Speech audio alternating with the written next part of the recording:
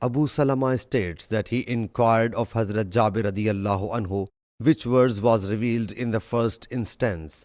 He said, Ya ayyuhal muddassir. I asked, or Iqra. Hazrat Jabir radiyallahu anhu whereupon said that Allah's Apostle sallallahu alaihi wasallam said, I stayed in the cave Hira for 1 month. When I completed this session, I came down to the valley. Suddenly someone called me out. I looked frontward, behind, to the right, to the left, but saw nothing.